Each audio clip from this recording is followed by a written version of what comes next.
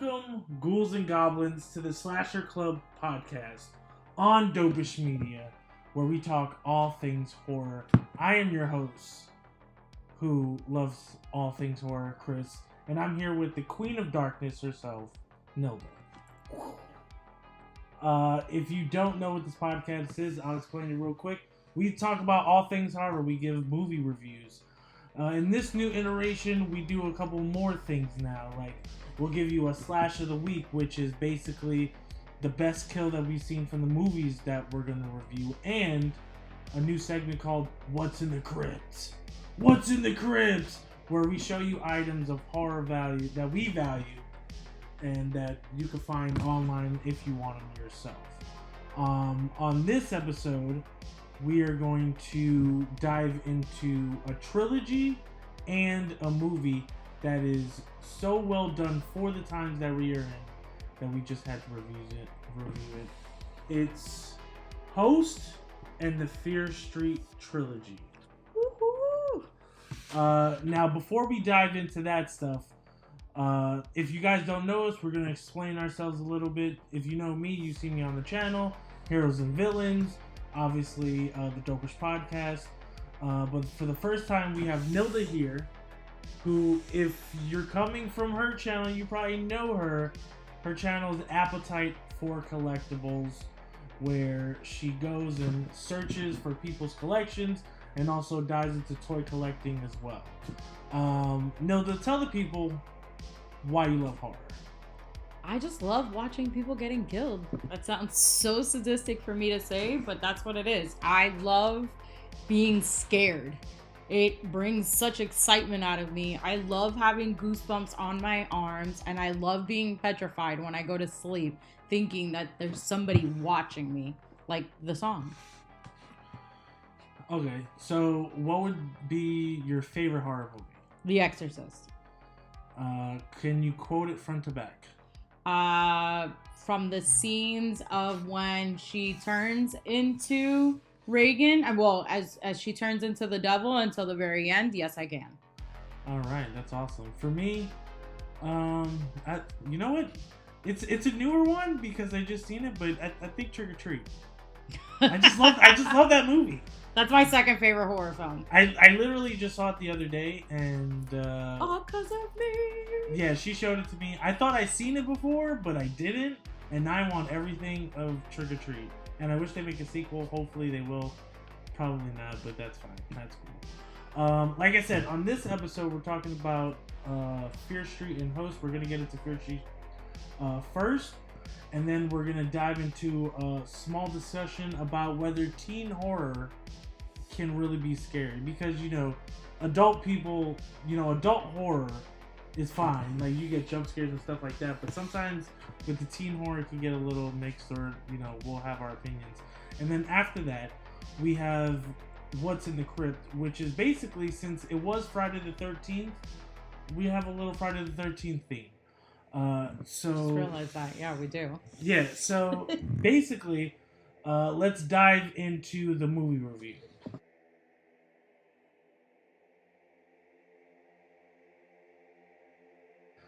Fear Street Trilogy that was brought to Netflix about how long ago? Like a couple weeks, right? Like a month? Like July, right? Yeah. Yeah. So July, Netflix is mixed bag with horror. Sometimes you'll have something good, sometimes you'll have something decent. But then they previewed Fear Street, which, if you don't know what Fear Street, it's a book from R.L. Stine, the dude who did Goosebumps. It was targeted more to like young adults and stuff like that. It was a four-part book series. Yeah, but no, that it was like a whole. It was like more. I think it was more books. Yeah, so it's 4 books. Oh, and three were written and made into a movie by Netflix, and now it's in talks to actually releasing the 4th. And then they had another one called like Ghost or whatever, but yeah, I don't know if that's gonna get made. But it was a trilogy, so we started getting posters and trailers. 1994, 1976, and 1666. So I really didn't know what to imagine. Like, what did you think going into it? Like, were you excited? Were you? I was beyond excited. I remember seeing, I had one of my subscribers, Michael, send me a message and ask me if I had seen the trailer because he knew I love horror films. And I was like, no. And he was like, oh shit. He's like, you and Joey got to check it out. And I plugged it onto YouTube and we saw the first trailer. And I was just immediately hooked. Went on Instagram pages, started going on Wikipedia and doing my research, and came to find out that this was all made by R.L. Stine, and Netflix decided to buy the rights of it. Yeah, I mean, at first, because he did come out with that Goosebumps movie with Jack Black, and I thought, is this going to be like that, where it's like too cheesy to be actually scary? No, I saw the trailer and knew it wasn't. I mean, I have to admit, Nilda saw the whole trilogy. I saw all three movies, but I started with the third one. Yeah. So I got the back end, and you know what? To be honest, looking at it from like a different angle, not from like the first to third, but seeing how the story played out and then seeing the beginning, I think I kind of like that way. I kind of want to watch it now again, but from 1666 to going it back that way. Forward. Yeah, go forward. Yeah, that could be a good. They're gonna call it like just like how they do Star Wars. Like you start from episode 1 instead of like episode 4. Yeah, I'd watch it that way. But it was a good experience overall. It was, I like it.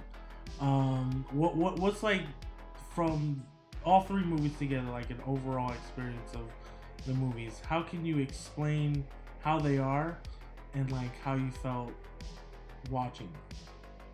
It was just watching a movie and a movie and a movie. It was like watching a Pulp Fiction film.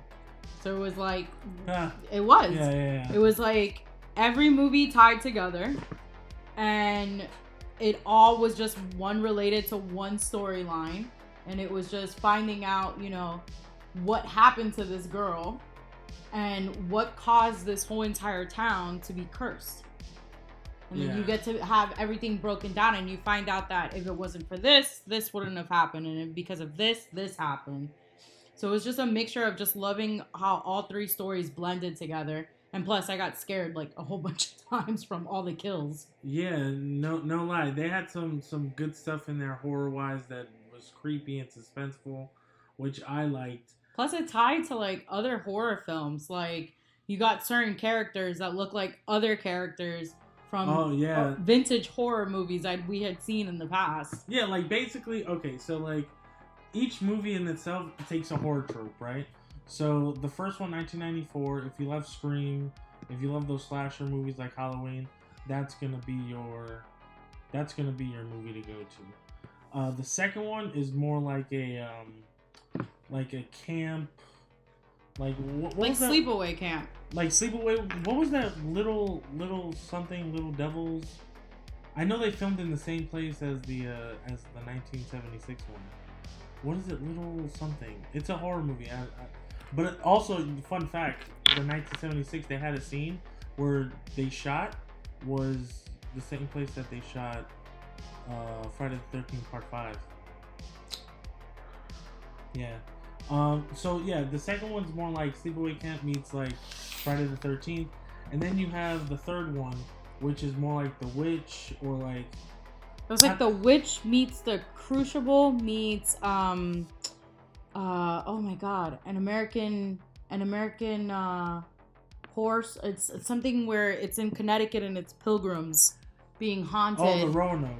No. It's okay. The Witch, The Crucible, and it's called An American Haunting. Oh yeah! Oh wow! So it's a mixture of those three movies. Oh my god! I totally forgot about that movie. Oh, I love that movie. Yeah. So okay, we'll dive into the first one. The first one, you want to take lead? Yeah. Yes. You can go. So the first one is based off of, what was it, 1994. 1994. And the opening scenes is just your typical girl who works at a store in the mall. And she's thinking that when she gets off of work, she's going to be hanging out with a guy that I guess she likes or has a crush on.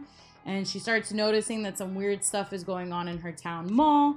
And lo and behold, she is being targeted by a sadistic serial killer that's wearing a mask that kind of resembles Scream. And as she seems to be the protagonist in the movie, she is basically brutally murdered by this friend, and you can tell that this friend has been possessed by when she finally gets to see that it's him. And cutscene shows that this town, there's two towns that are by each other, and one is thriving, everything is in color, beautiful gardens and everything, and then you have another town that's next to them that is basically looking like it's decayed. These kids in this town constantly think that, they're cursed. They live in this really crappy town and nothing ever comes good out of it. And we get to meet our lead female character, who is secretly in love with a girl, and I guess they were in a relationship together and they kept it very secret, and they broke up, and they see each other at a football game, things happen.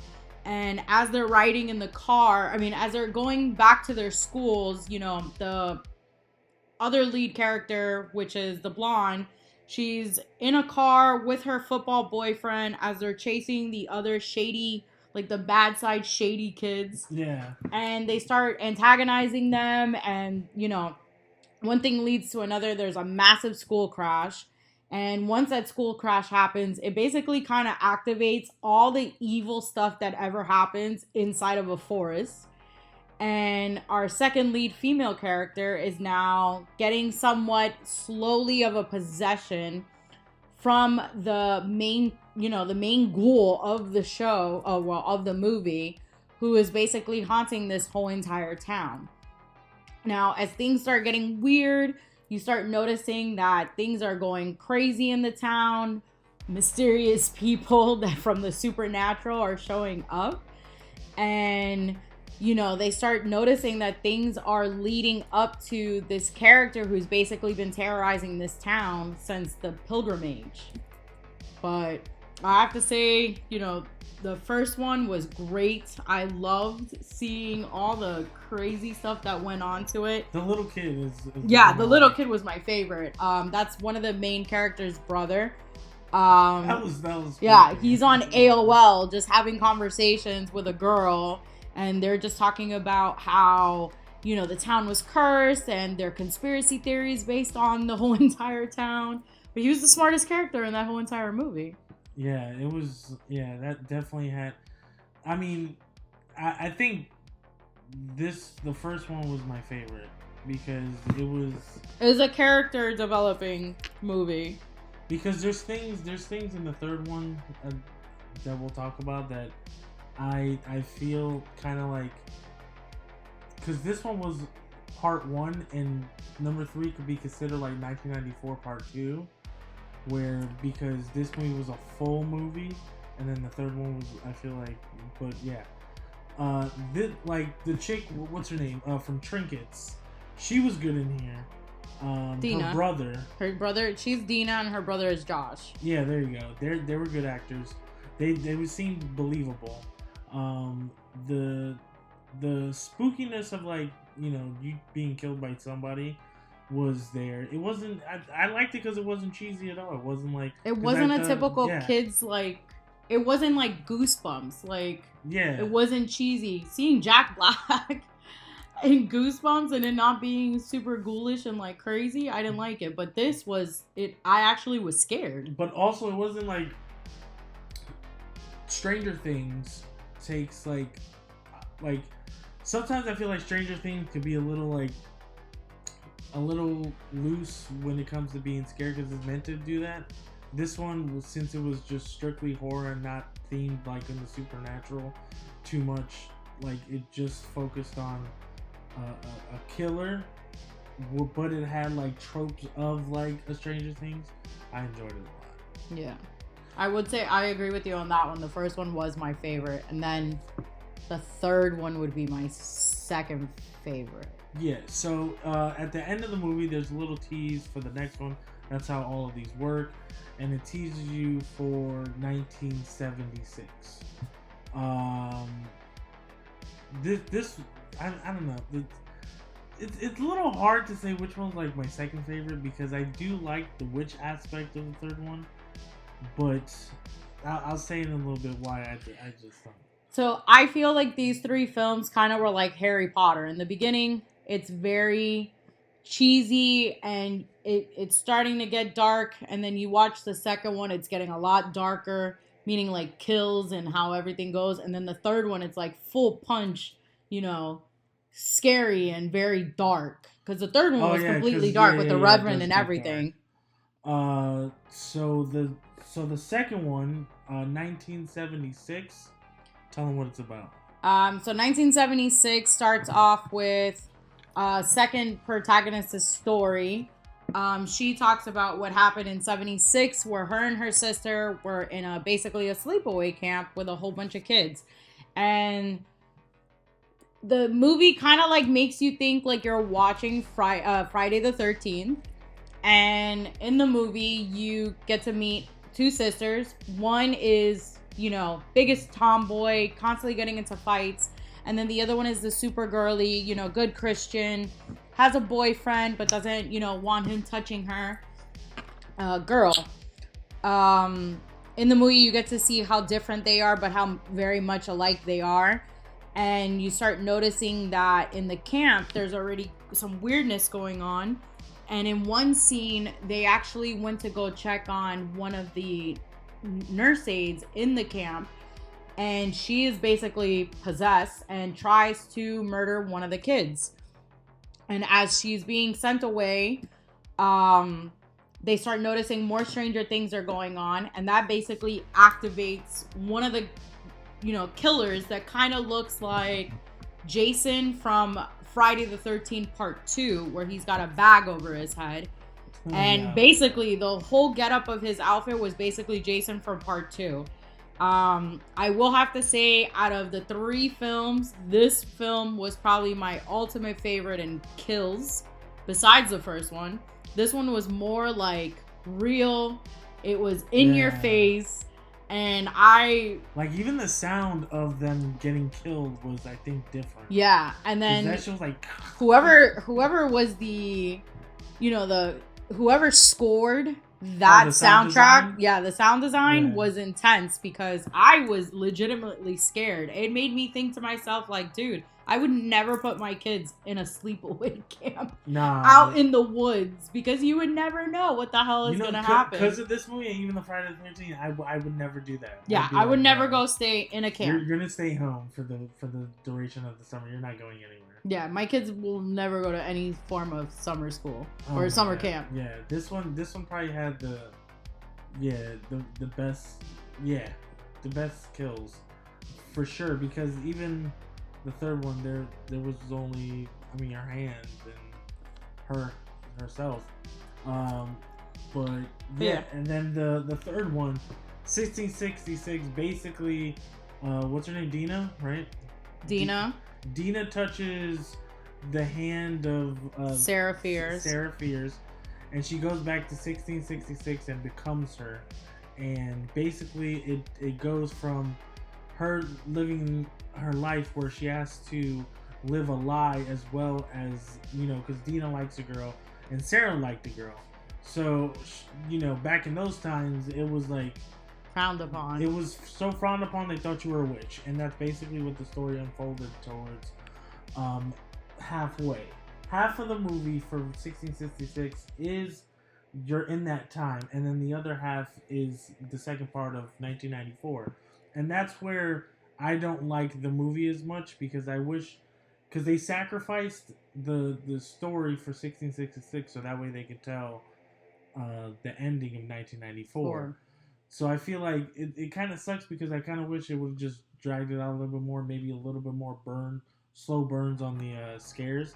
But I liked it anyway. It was a good movie, and then, you come to find out, and I called it, because I saw it coming a mile away. The freaking sheriff. The sheriff is a descendant, an ancestor from Sarah's, like, I guess, mentor, kind of, he was to her, right? Mm-hmm. This guy was a Satanist. He made a deal with the devil, which made the devil go into their little town and they blamed it on Sarah because of her she was a lesbian. So basically, after that time, everybody that was in that ancestry committed some type of sacrifice in order to, I guess, because they didn't really have long lasting life. There wasn't no like real reason why they did it. It's just they did it because it was their family. They did it was because of their family and because they were living prosperous. Remember, he was a town sheriff, but once he got a little bit older, he was going to advance to the next essential evolution of life. Remember, his brother was the mayor of the good town. So once his his brother descended, then he would take the advancement into the next great life. The one thing I will say though is that I'm glad I saw the third one first, because they brought the same actors back, right? So there was like, what was that one dude that like he like jerked off to himself or whatever? He was one of the town folk, and when I saw it, I was like, oh, that would have like took me out and been like, dude, that was like the creeper. But that's fine. But nah, it was good because after you see Sarah, basically curse his family, and he buries her hand. Her friends come back and bury her, and then we get back to 1994, where basically Dina finds out that the sheriff is the antagonist for the movie. And poor Bergman, she was so in love with the sheriff when they were kids, and when she finds out the ultimate truth that he didn't take her side because he already knew what was in line for him to advance into his family lineage, she just wanted full-blown on revenge against him because of what happened to her sister. Yeah, exactly. Which, man, it sucks for her. Like, because her sister shouldn't have gotten killed. Like, it makes me want to rewatch the movies again. It does. Which is good because you always want, like, rewatchability, right? So, basically, they trick them into... They basically... What is it? They get her... Is it Dina's blood, right? Yeah, they get Dina's blood and her girlfriend's blood. And they mix it in with the neon paint, and they start painting all over the mall, which is from the first movie. And they start getting all like the killers from all the other movies. So you had the boy, you had the guy with the fucked up face. He was the butcher that killed all the. Yeah. He was the milkman. Yeah, that killed all the housewives. You had the guy who looked like Jason. You had the girl that had a beautiful voice and sang. Oh yeah, that's right. But that's right. Because at first we were like, "Where is she?" And then she came out. So they used all these people, like all these things. They trapped them in different stores, so that way, to trap the sheriff. And they used the sister when he came into the mall, which it was kind of underwhelming when he came in because he was just like, "Howdy-o, la da da," and I thought he was gonna come and start killing fucking people, and that didn't happen. No. So they basically put blood on him, and all the creatures started to go after him. But then he hugged the sister, which made the blood go onto her. So then it's like it's a chase between Dina and him, so she could kill him. Which basically, that ends up happening because that's how it has to go. But after the credits, someone grabs the book, and I'm thinking maybe there's talks of a sequel trilogy. Hopefully, I would watch it. I mean, I would definitely watch it if like they do other tropes, like so if not a slasher, the witch again, if they do other things like maybe a haunting or something. I could see that. Yeah, I would definitely watch those. So rating them as a whole, we'll rate them on like 3 scales, right? So like it's basically 1 to 10 buckets of blood, right? And that's the rating scale. But I kind of want to rate these like individually and then as a whole, and then like 3 things like can you rewatch it, scare factor, and just an overall story. What do you think? Yeah. All right, so 1994. I give it I give it like 8.5. I give it a solid 8.5. Yeah, I give it an 8. I'll give it an 8.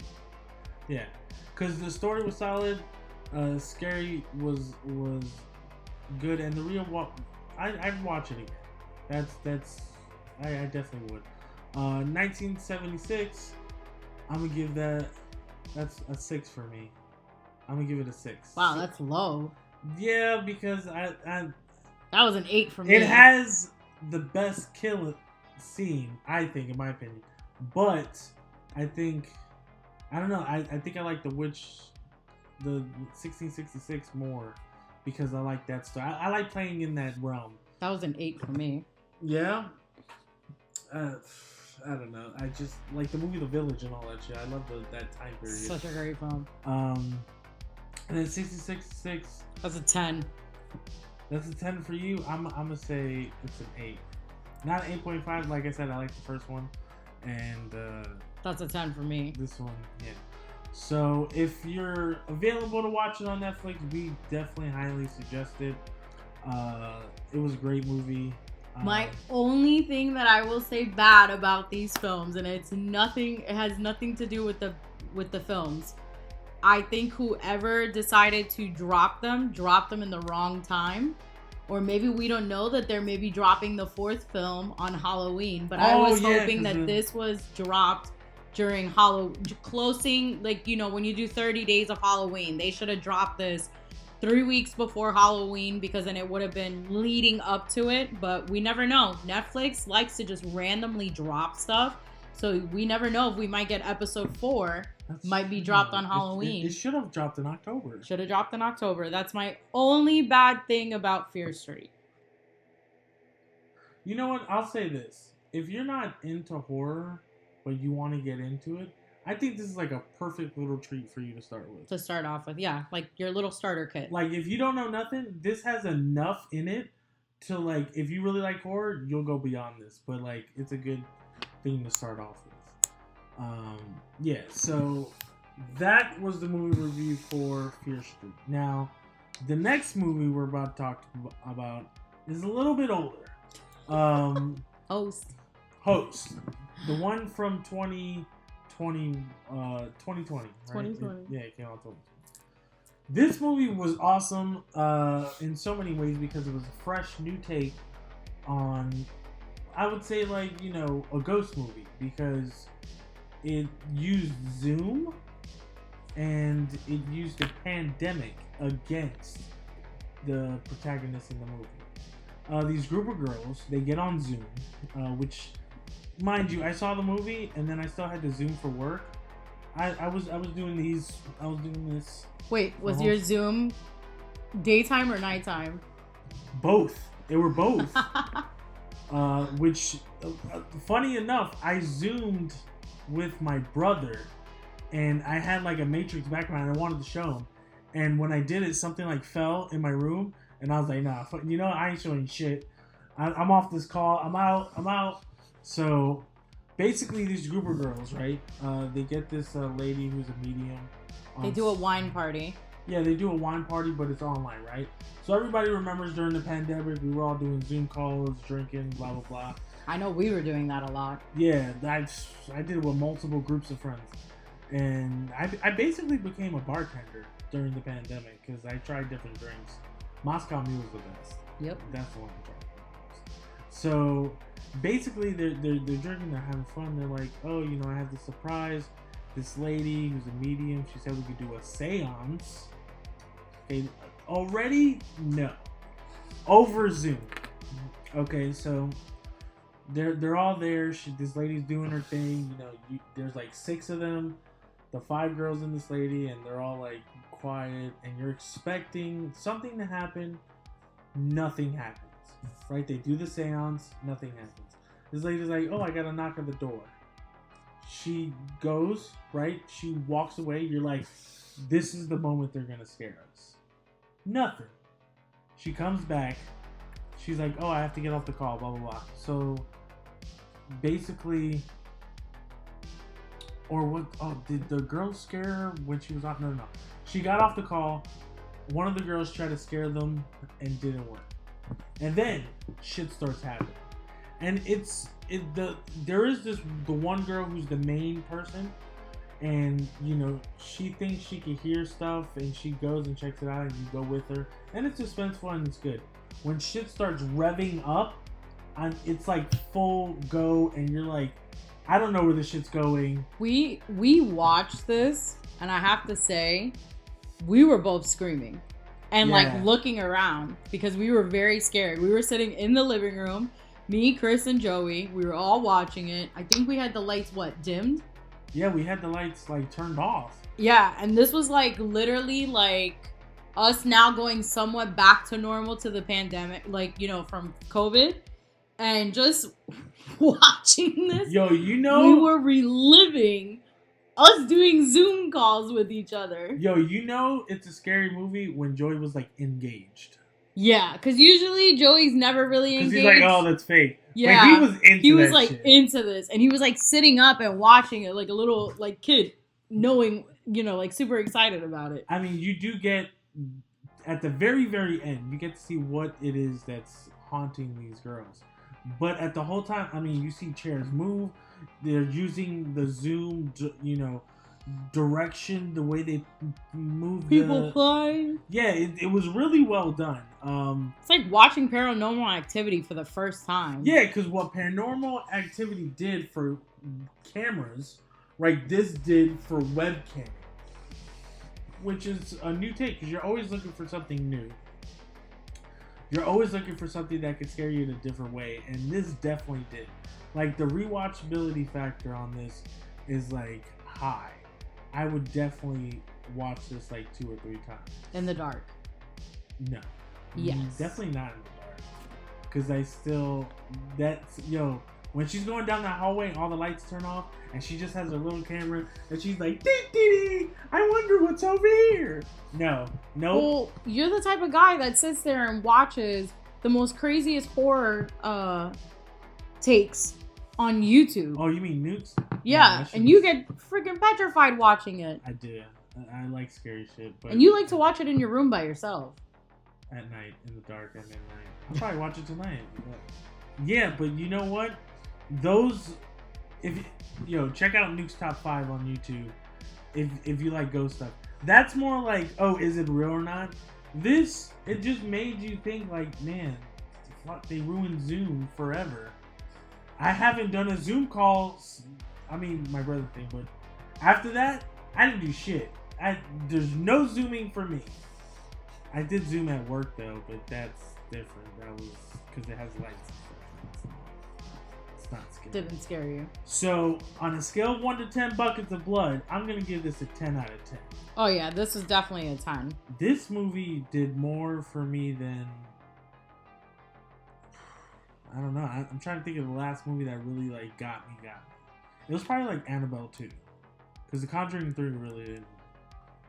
But yeah, no. Conjuring 2 scared the crap out of me. It's because I watched that in the dark. And the scene where they have the... What is it? The tall man? Oh, yeah. They were supposed to do that movie.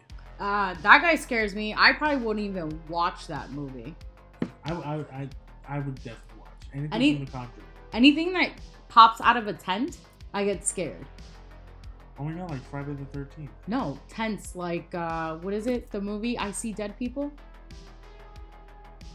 Oh, with Marisha, what's her name? The model, the chick from One Tree Hill, right? Where she throws up, she's the ghost. Yes. And Caesar. The Sixth Sense, where Haley Joel Osment goes, into the tent. And her mom killed her, right? Her mom was the one who killed her. And then the dad's looking at her at the funeral like, what did you do? And she was feeding her daughter soup of cyanide. I still think that's his best movie. I'm not shocked. I want to see Old, though, but that's... Okay, if we're going to talk about M. Night Shyamalan real quick, my top 3 movies of his will be The Sixth Sense, The Village, and because I don't care what people have to say, because I thought this was one of his best, Lady in the Water. I love Lady in the Water. Okay. I don't like how it was shot, though. They should have shot it with a different camera, but I liked Lady in the Water. Lady in the Water was great. It was probably one of his crappiest movies. Oh, no, but, yo, I mean, The Happening was probably the worst M. Night Shyamalan Nah, movie that I've shit ever was seen. horrible. It was terrible. I do like Signs. And Signs was great. It scared me. What was the one with the grandparents? Oh, I forgot that was an M. Night Shyamalan movie. Yeah, because it was good. It was so good. Oh my gosh. It's Why do I want to say Happy Grandparents Day? No, it's What is it? Sorry guys, I actually have to use Google for the first time. Oh my god. What is it? To Google a movie from M. Night Shyamalan because I'm really good. The Visit.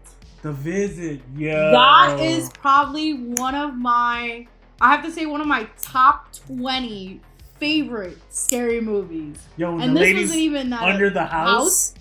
Ah!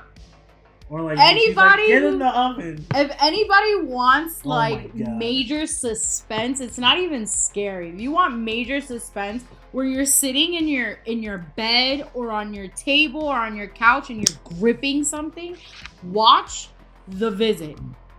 You want to see something funny? Off rip. Look at the microwave. 10:53. What? No. The reflection. Yeah. It looks like a woman with hair.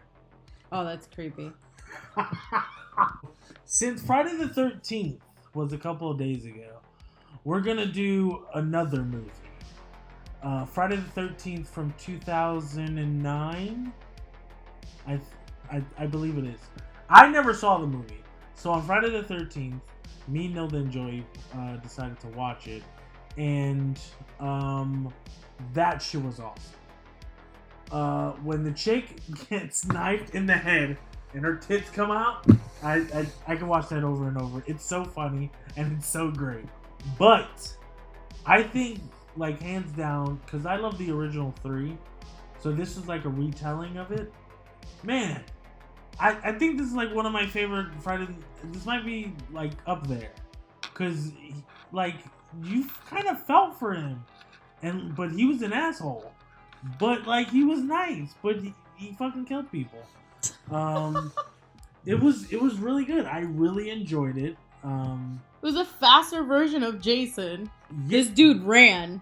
Yo, I have a question. I don't know how he got on top of the house so quick, because he just like knifed the dude and we didn't see anything. But it's movie magic. That's fine. If you want to watch a realistic slasher film, then watch this. Yeah, because you know what was cool? He had his own like dungeon, like his own house. Like you see where he like lived and like how he got the mask. That was good because they never showed that in the original. Mm-hmm. Number 3, he just what was it, the barn, and then he came out with the mask already. So that was pretty cool that they showed how he got his mask. Yep. I definitely suggested that. That was like a 9 buckets of it was like a 10 buckets of blood out of 10. And it's funny because a lot of people didn't actually like this film. And now, if years have passed, people have actually gone back and have rewatched it. And they're like, holy crap, this was actually a really good Friday the 13th. This makes me want to watch Nightmare on Elm Street with freaking Rorschach. I thought that was great. I haven't seen that yet either. Okay. Well, so far, I have to say, I have recommended 2 movies to you. And you've actually liked them. Wait, what was the second one? Trick or Treat.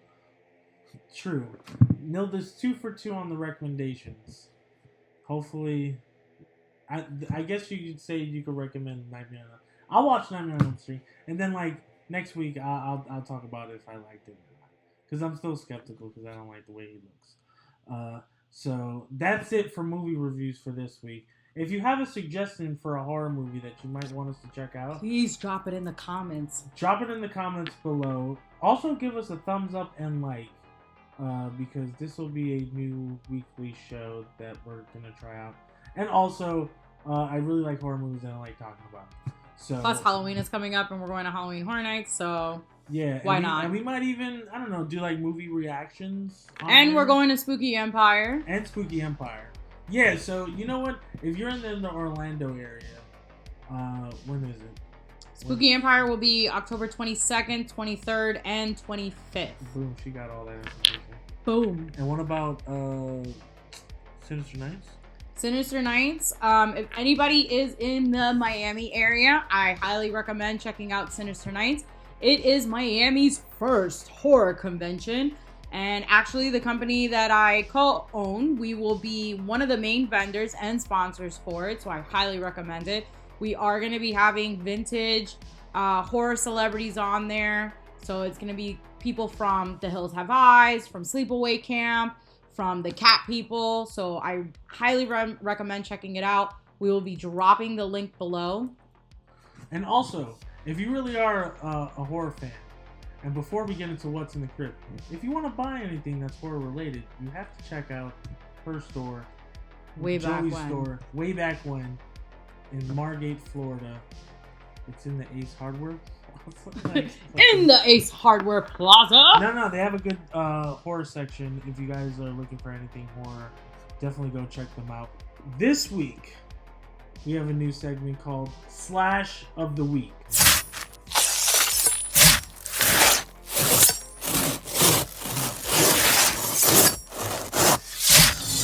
What this segment calls for is the best kill from the movies that we've seen. So we saw 4 or 5 movies. Oh, I guess we could Friday the 13th. Then I changed my answer then. Because then, what's your slash of the week? Noah? Okay, so my slash of the week was from part 1 of Fear Street when Deanna's friend, which was the curly-haired Hispanic girl, is literally getting her head jammed into the meat grinder and her skull and brains are all disintegrating like it looks like ground beef. That scene, I'll be quite honest with you, because me being Hispanic, I love making picadillo. I probably didn't eat picadillo for over a month. Yeah. Because I kept thinking about that kill scene. I kept thinking about, is this a person?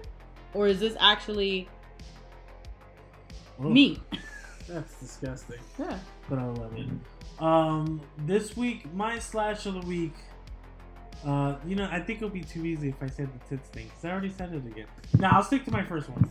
It's from Fear Street, the second one, where the sister is looking at her sister dying, and the guy's hacking away, and you just hear the bone, and the... I thought it was... Hacking into somebody's chest plate? Me being in the medical field, that's a tough noise to listen to. It was all that. That's what I love. I'm a gore whore. That's what I am. Now on to what's in the crypt. What's in the crypt? What's in the crypt?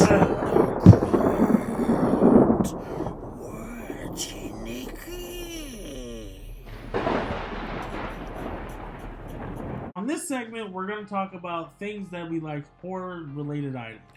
Whether Nilda goes to a thrift store and finds like an upside-down cross, or if I go to like the wooded area and see the Blair Witch thing, we're going to just show you because... I kind of want to make some stick figure people for Halloween. Yeah, there you go. Just stick figure in general. Or anything horror-related. Literally anything that we feel that must be shown. So since this is Friday the 13th, we thought we'd go Friday the 13th theme. So I'll go first. Now, usually if you like to dress up for Halloween or even just dress up in general for cosplay purposes, a Friday the 13th mask that's good is hard to come by. Now, NECA recently dropped a couple of masks for Friday the 13th along with their new Friday the 13th figure for chapter, 5? Yeah. They dropped 2 masks, which were pretty dope. And NECA has the hard mask. But if that might be a little too expensive for your taste, I suggest right here. This one I got from Amazon. Cost me $15. And it's harder than the ones you get from the people who give autographs. They have their own mask, and it's kind of like rugged, and it's the white. There's too much white on there. I didn't really like that. I wanted to wear one that was more yellowish and just weathered a little bit more. This one I put blood on and painted it black for like a work thing. We had like a giant like haunted house thing. But yeah, $20 Amazon. Go look it up. It's pretty good. It's durable and I enjoyed it. And it fits wide faces because I have a white face. So, booyaka. All right, and then on Saturday, the day after Friday the 13th, even though I got a Friday the 13th tattoo on my leg, I got the Jason mask. I actually went to a small little con called Sunrise Con in Sunrise, Florida, and was able to find the Mezco version of Friday the 13th Part 3. This figure is absolutely beautiful. It's very posable. It comes with interchangeable faces, hands, and it comes with his large machete, pitchfork, a fireplace poker, and a spear gun, an axe, a cleaver, a knife, and a wrench. So basically, every weapon that he's ever murdered anybody with is in this box. I'm still indecisive if I want to open this or not yet, because I'm hoping and praying that one of the last characters that they are going to be naming in Spooky Empire has to do with Friday the 13th. I actually wanted to get this signed by Kane Hodder, but unfortunately he will not be attending Sinister Nights. So I will just have to wait to see and maybe get Warrington Gillette, or maybe somebody else like I think Taylor Mayne played. No, Taylor Mayne was Michael Myers. I think the one he played in Part 3, I think they were naming him too. I'm not definitely sure. But I'm just hoping maybe one character that is in Friday the 13th will be at Sinister Nights. I'll be able to take this, get it signed, and then I will take out the figure and just keep the box. How much is that going for online? So I got this for $85 at the convention, which was a great deal because I see these go between $125 and the highest I saw was $150. So once I saw that it was for $85, I'm like, you're coming home with me. Yeah, that's definitely a more upgraded figure than a NECA. And I have to say, out of NECA figures and out of Mezco and any sideshow pieces, I will say Mezco drops probably one of the best horror figures ever. It's just my only complaint is it's a little bit small, but I love the fact that they're more posable than actual Hot Toys or NECA figures. Because NECA figures, sometimes you have to buy stands to be able to pose them, and if you don't have the stands, they're constantly falling. Trust me, I know. Yeah, Mezco usually goes 5-inch and NECA goes like 7. And Mezco always comes with an actual display and a hook where it holds it, so you never have to worry about it dropping. That would be awesome if NECA could like just come with stands, because those stands are pretty expensive. Yeah, if DC Multiverse can do it for all their figures, and it's really not that expensive, and they're $20, I'm pretty sure that NECA can do it, especially when you're paying $34.99 for a NECA figure. You can do an extra $1 charge, and you have a stand. There you go. And that's this week's What in the Crypt. If also you have suggestions for anything that you want to see on the show, any items of horror value, please tell us in the comments. Go to Instagram and Twitter and Facebook under the Dopeish Media banner and let us know. And that's it. This is the 4th episode, or the first episode of the new iteration of the Slasher Club. Let us know. Do you want to join the club? Because you have to give some of your blood up. Haha, I'm just kidding. If you like this show and many more, go check out Dopeish Media. We got Heroes and Villains coming back, wrestling, and all things that you enjoy. And the Slasher Club will be coming back every Friday, whether Nilda's here or not, because she could have plans to do her own podcast and stuff like that. But yeah, thank you again to you guys for watching this. Thank you for Nilda. Where can the people of the good land of Dopeish Media find you? Oh, out of brain fart. You guys can find me on Instagram under Nilda_listens, or you can find me on YouTube as Appetite for Collectibles. And remember, check out, she has a new episode every week where she goes toy hunting. So check those out, and unboxings. Also, on Instagram, Twitter, and Facebook, again, it's Dopeish Media, and you can find me on Instagram as Casadini. We'll slash you later. We'll slash you later. Booyaka. There you go.